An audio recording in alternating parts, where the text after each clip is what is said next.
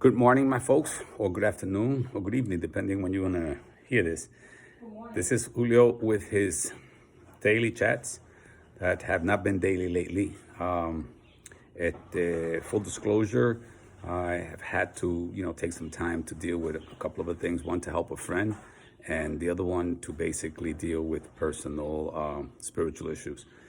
My sister passing on a while back and having to go through the whole situation. She was like the matriarch of the Pavon clan on the female side. So that just leaves me now as the oldest Pavon, I don't know, it doesn't make me feel too happy, but I appreciate the fact that, wow, with it comes a lot of responsibilities. And these are the things I've been doing all my life. So I feel good, I'm ready. And I love the fact that I've been able to spend some time. I had to come here to Puerto Rico because, as some of you know, my background is from La Ciudad de los Brujos, which some of you feel that I'm a brujo because of the shit that I do, but it's not. It's being spiritual, being loving. So Guayama, dealing with that. I'm on my way there now again, and then I'm going back to the airport tomorrow so I can get home because there's still a lot of stuff. While I'm here, we took care of a lot of stuff too, but oh my God, I'm so anxious to have the forums that I want to have to discuss the real issues. Being in Puerto Rico, having to come here so many times because of the fact that I have property and I have a business here, small micro business like my others, but enough for all of them to be able to survive. Except now with COVID. So I was forced to take Social Security, something I didn't want to do, but I had to do it because this COVID-19 me ha jodido bastante. We've lost some of the major revenue inflows, which I'm sure all my friends and a lot of people are going through that. But as warriors that we are, we're always reinventing ourselves and we're doing stuff and we're moving forward. And these are some of the forums I want to have in the future. I want to send a note to Richie Torres. You're my congressman. Like I said in a text or in the tweet, we have to deal with you. You're going to have to deal with us. So hopefully it's one of mutual respect. I'm open to discuss and give you some pointers on some of the issues that I think will set you apart from many, but put you at par beyond here in the South Bronx, the poorest urban congressional district, in the southernmost part, which is the worst, where I live, where I've been living since I was 4 years old. So we have that resource. I'm sure there's a lot of other folks that have, information that they'd like to share with you, Richie. So just feel free. You are a congressman. You are my congressman. So we're going to have to deal. We can talk about specifics of that later. The other stuff is in terms of COVID-19. It's incredible, the protocols that are still being used in some parts of the country. And I'm so proud that at least in Puerto Rico here, that's an experience I went through. The whole thing with the training, the testing, showing it at the airport. I was so proud to see that, even though it's a little bit, cumbersome to maybe another 10 minutes out of the airport. But bottom line is that you had people who were there checking you, and there had people there who were monitoring where you came from and where you're going. And every day I get a text. Do I feel any symptoms?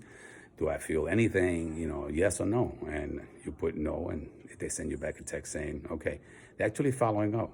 While when I landed in Newark a while back, all you get is a PA announcement, like urging people, if you came from another country or from wherever, to basically call a number. I said, damn, the one in New Jersey spiking. So New York, I'm so proud of the fact that we've been, handling this right.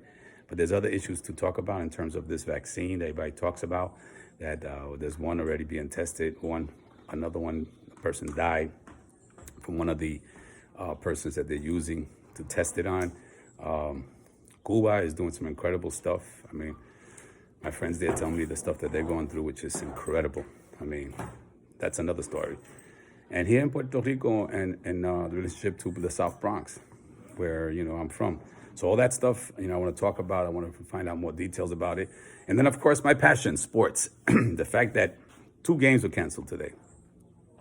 The Phillies home opener with the Yankees and the Marlins home opener with Cleveland in Miami. Canceled because more players were tested positive from those teams. So they're doing the right thing. They suspended the games. But my question, and that's an article I'm working on for Latino sports, is in terms of how this country is now being defined, not just by the racial issue and the racism and the reaction to the racism, but also by the bottom line of everything, economics. And the bottom line is that it's being defined whether it's for the health of the people or the health of the economy. And sports brings it to head because, there's billions of dollars at stake here, baseball owners, baseball players, executives from both the Players Association, executives from the Major League Baseball, they all thrive on the playing of baseball. If there's no playing, there's a lot of people, getting hurt on this. So that issue came to light, and they decided to do the shortened season. So look what's happening. So that's going to create some more concern. So this is the issue now affecting the United States. These are some of the issues that I want to talk about. And I want to commend the people here in Puerto Rico, especially Jaramillo. I saw him on TV yesterday taking on one of the candidates, Batia, in reference to how this guy's promoting himself to run for governor, but nobody's brought out the issues, because those debates, by the way, between Batia, Delgado, and Carmen Yulín are weak. It's almost like a replica of the Democratic Party with a weak candidate. But the bottom line is that Jaramillo hit it on the head yesterday. We talked about Batia was responsible for the privatization of the electrical system here in Puerto Rico.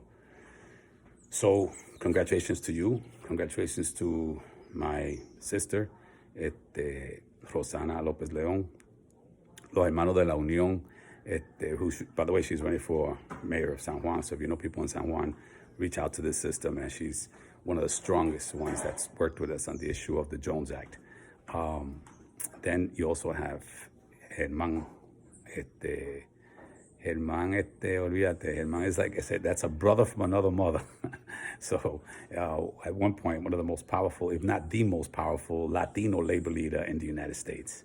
And that's another story. I could talk about that one. That's like una novela, because that shit, statute of limitations is up, so we can say certain things. And then you also have el presidente de los camioneros, those truckers, those who were so instrumental in helping that 1 million person at the rally. Víctor Rodríguez y Víctor Carlito Rodríguez Jr., thank you. Gracias por todo el apoyo que ustedes nos han dado a nosotros y lo que están haciendo aquí en esta isla. Y como hemos acordado con la gente, Manuel, de los distribuidores de Puerto Rico, y con los otros que nos han ayudado aquí en Puerto Rico, muchas gracias. So this, what can I tell you? There's so much to talk about. So this message is a little bit longer, but it's just to keep you in line with what's happening. Right now, I am waiting for a person who's taking us to the rental, so I can then move to San Juan, and maybe I'll do something from there when I talk to one of my friends. God bless you all. Just to let you know, sí, estoy vivo, I'm alive. And wouldn't you be alive if this is what you were surrounded with?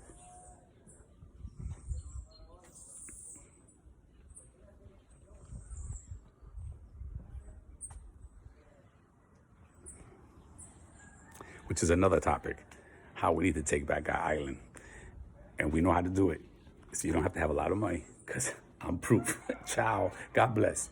This revolution will be and is being televised.